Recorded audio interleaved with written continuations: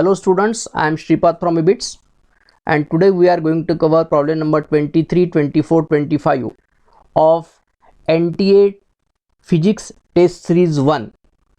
तो इसके पहले की जो प्रॉब्लम है 1 to लेके 22 तक हमने डिफरेंट वीडियोस में हमने कवर किए हैं और उसी के कंटिन्यूएशन में ये अगला वीडियो है। यहाँ पे आज हम स्टार्ट करते हैं प्रॉब्लम नंबर 23। आप देख पा रहे हैं कि यहाँ पे in XY plane in the region y greater than 0 मतलब x एक्सिस के ऊपर okay has a uniform field B1K। मतलब यहाँ पे जो फील्ड है वो फील्ड है उसका मैग्नीट्यूड है B1 and it is K मतलब इस direction is perpendicular along positive direction of z axis. इसका मतलब it is perpendicular to the plane of और we can say it is coming towards u। Similarly for region y less than 0 मतलब x axis के नीचे एक अलग field है वो भी फील्ड यूनिफॉर्म है, उसका भी direction along positive direction of z axis है। इसका मतलब ये वो भी आपके तरफ आ रहा है okay perpendicular to the plane. फिर उन्होंने बोला है कि a positively charge particle is projected from the origin along the positive y axis with a speed of v0 is equal to pi metre per second. यहाँ से एक speed से उसका स्पीड दिया है पाई मीटर पर सेकंड, यहाँ से एक पार्टिकल प्रोजेक्ट किया गया है ओके।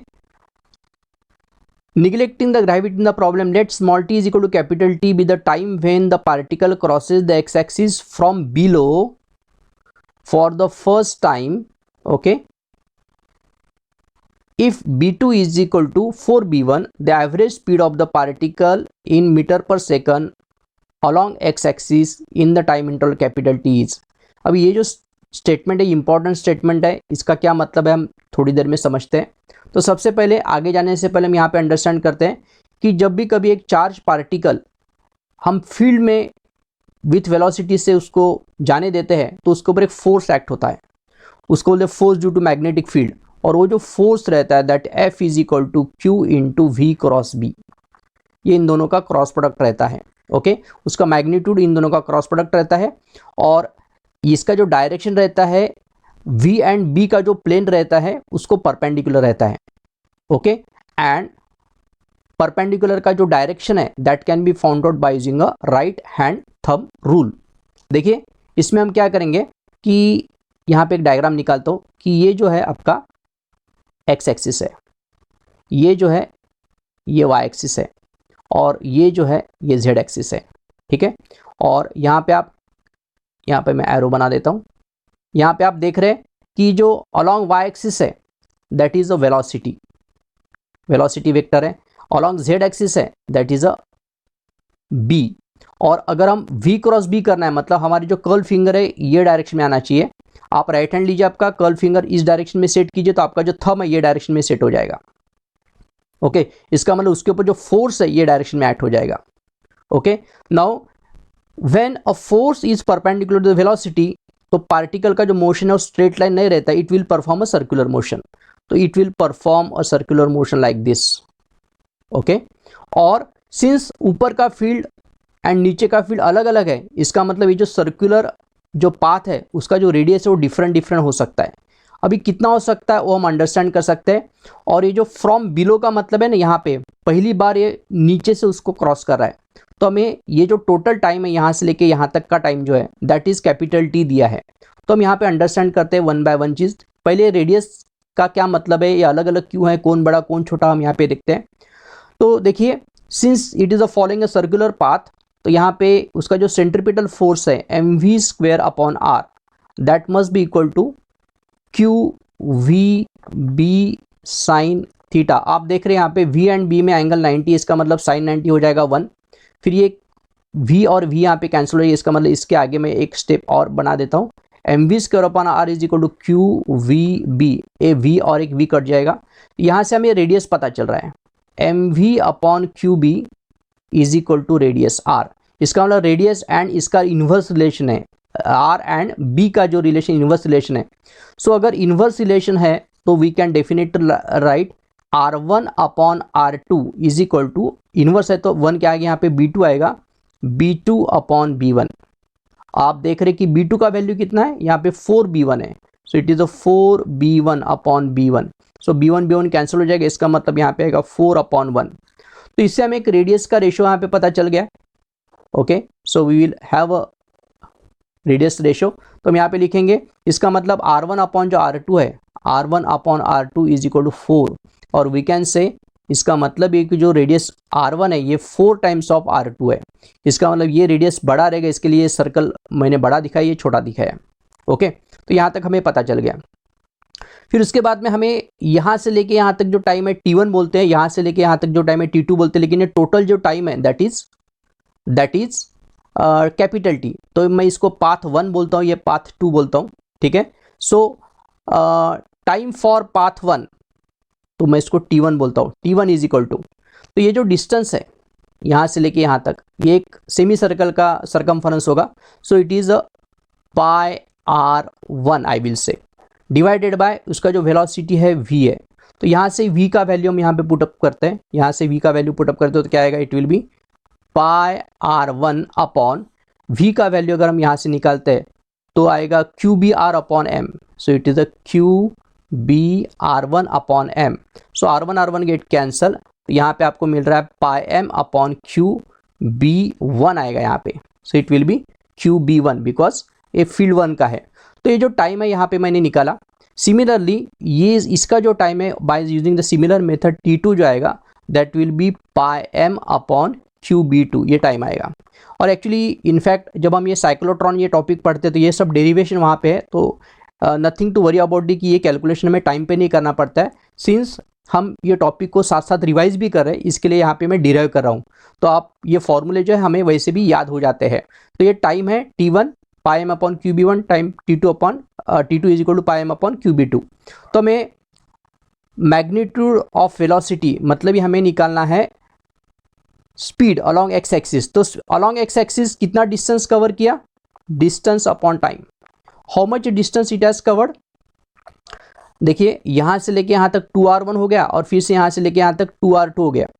तो डिस्टेंस पूछा है, इसके लिए हम पूरा कवर कर लेंगे। अगर वेलोसिटी पूछते तो हम खाली इतना ले लेते थे। तो डिस्टेंस पूछा है तो 2R1 plus 2R2, so it is 2R1 plus 2R2 divided by time कितना है इसके लिए, ये T1 है ये T2 है। सो T1 प्लस T2 हम वैल्यू यहाँ पे पुटअप करते हैं तो हमें क्या मिलेगा 2R1। What is the value of R1, R1 से यहाँ पे वैल्यू हम जनरेट करते हैं। R1 का वैल्यू हो जाएगा, यहाँ पे 2 कॉमन लेता हूँ मैं। R1 देखिए क्या आएगा, MV upon QB1, MV upon QB1 plus MV upon QB2, this is the value of R1 and R2 divided by time का वैल्यू हम डालते हैं। टाइम का वैल्यू हमारे पास है पाई m upon QB1 plus pi m upon QB2, so this is the value of time. अभी हमें जो v का जो वैल्यू दिया था प्रॉब्लम में, v का वैल्यू दिया है पाई, तो हम यहाँ पे अगर v के बदले में पाई पुटअप करते तो आप देख पा रहे हैं यहाँ पे क्या हो रहा है, 2m pi upon QB1 plus m pi upon QB2 divided by क्या आ रहा है, फिर से m पाई मतलब सेम क्वांटिटी है, m pi upon QB1 plus m pi upon QB2। सो आप देख पा रहे हैं कि ये दोनों फैक्टर कांस्टेंट सेम है तो दे विल गेट कैंसल। तो हमें जो हॉरिजॉन्टल डायरेक्शन में जो उसका स्पीड आएगा, so that answer will be 2 meter per second. That is the answer for the question. देखते आगे, देखते हैं problem number 24। A particle P is projected from a point on the surface of smooth inclined plane. Simultaneously, another particle Q is released on the smooth inclined plane from the same point. P and Q collides on the inclined plane after t is equal to 4 seconds. Find the speed of projection of in meter per second. Take g is equal to 10 meter per second square. तो यहाँ पे देखते हैं हम अभी, तो ये diagram मैंने यहाँ पे लिया है। तो अभी हम क्या करते हैं कि इंक्लाइन प्लेन का प्रॉब्लम, इसके लिए हम यहाँ पे we will consider our axis, एक जो हमारा एक्स एक्सिस है हम इसको पैरेलल ले लेते हैं। So will take x axis like this and हमारा जो वाई एक्सिस है यहाँ पे लेते हैं, ठीक है। This is the y axis, path will be like this, वो आएगा यहाँ पे और यहाँ पे कोलाइड हो जाएगा, दिस विल कोलाइड हियर। और उसी टाइम में ये भी यहाँ से लेके यहाँ तक हिट कर रहा है और ये टोटल जो टाइम है 4 सेकंड लग रहा है। तो यहाँ पे हम थोड़ा सा एक जी हम देखते हैं, जी का वैल्यू क्या आ रहा है। देखिए हमारा जो एक्चुअल जो जी रहता है वो ये डायरेक्शन में है, this is the value of g. Okay now so अगर ये g है यहाँ पे आप देख रहे कि ये 60 है, इसका मतलब ये होगा 30. अगर ये 30 है तो ये हमारे पास 90, इसका मतलब ये होगा 60. और ये जो g, ये जो साइड है यहाँ के g का एडजेसेंट साइड आ रहा है, इसका मतलब ये हो जाएगा g cos 60. ओके इसका मतलब वर्टिकल डायरेक्शन में जो इसका एक्सेलरेशन है that is g cos 60. Vertical मतलब प्लेन, ये इंक्लाइन प्लेन को जो वर्टिकल है परपेंडिकुलर, उसके परपेंडिकुलर जो एक्सेलरेशन है g cos 60, और अलॉन्ग इंक्लाइन प्लेन जो एंगल एक्सेलरेशन रहेगा g sin 60 रहेगा. ओके नाउ उसके बाद में हम अभी क्या करते हैं कि काइनेमेटिकल इक्वेशन लगाते हैं in perpendicular direction to the incline plane. तो हमारे पास फॉर्मूला है s is equal to ut plus half at square. ये हमारे पास फॉर्मूला है. इसको हम कन्वर्ट करते हैं वर्टिकल डायरेक्शन में. तो आप देख पा रहे हैं कि वर्टिकल डायरेक्शन में जो डिस्प्लेसमेंट हुआ है ये 0 है, बिकॉज ये जो पॉइंट का कोऑर्डिनेट है दैट इज x, 0. तो वर्टिकल में जो डिस्प्लेसमेंट है 0 है. तो यहाँ पे मैं लिखता हूँ y is equal to okay ut हमारे पास 4 सेकंड है, यहाँ पे माइनस साइन आएगा, हाफ बिकॉज एक्सेलरेशन नीचे है, जी ए का एक्सेलरेशन है it is a g cos 60 into t square, मतलब यहाँ पे 4 स्क्वेयर आएगा. इसका वैल्यू तो 0 है, डिस्प्लेसमेंट 0 है बिकॉज y एक्सिस में फिर से जमीन पे आ गया है. तो y is equal to 0 because ये कोऑर्डिनेट रहेंगे इट इज अ x, 0 रहेंगे. सो 4u हमें u निकालना है, माइनस हाफ, यहाँ पे g का वैल्यू है 10, cos 60 is again half into 16. ठीक है सो ये 4 रह जाएगा, ये कट करेगा इसके 4 के साथ. तो इसका मतलब 4u is minus 40 is equal to 0. यहाँ पे क्या आया 0 is equal to 4u minus 40. तो 40 इज इक्वल टू 4u. तो u का वैल्यू क्या आ रहा है that is 10. So what is the answer for the question 10 metre per second. ये उसका आंसर है. ओके देखते आगे. नाउ लास्ट प्रॉब्लम है a mass capital M is attached to the spring oscillate with a period of 2 seconds. If the mass is increased by 2 kg, the period increases by 1 second. Find the initial mass m in kg. Assume that Hooke's law is obeyed. See, spring pendulum है. Spring pendulum की जो formula रहता है वो formula रहता है T is equal to 2 pi under root of m by k, where T is a period, m is the mass attach to the pendulum and k is the spring constant. और same spring इसके लिए k का value same है. तो आप यहाँ पे देख पा रहे कि ये 2 पाई कांस्टेंट है, k कांस्टेंट है, तो t एंड m में जो रिलेशन है डायरेक्ट आ रहा है. इसका मतलब कंपेरेटिव प्रॉब्लम है तो हम यहाँ पे इस तरीके से रिलेशन लेंगे t1 upon t2 is equal to root of m1 upon m2. Direct relation है तो 1 के आगे 1 आएगा, सो इट इज m2. ठीक है अभी उन्होंने क्या दिया है इनिशियल मास m है तो यहाँ पे m1 का वैल्यू m डालेंगे. Oscillate with the period of 2 second. तो पहला जो हमारा डाटा जो है हमारे पास t1 is equal to 2 second. Then m1 जो है कैपिटल M है. Okay if the mass increase by 2, इसका मतलब m2 जो है कैपिटल M प्लस 2 हो गया. And it the period is increases by 1 second. तो पीरियड हमारा पहला 2 सेकंड था उससे और एक बढ़ जाए, इसका मतलब 3 सेकंड हो जाएगा. सो इसमें वैल्यू पुटअप करो. So it is 2/3 is equal to, simple problem है, under root of m upon m plus 2. Squaring करो 4 upon 9 is equal to m upon m plus 2. Cross multiply करो 4m plus 8 is equal to 9m.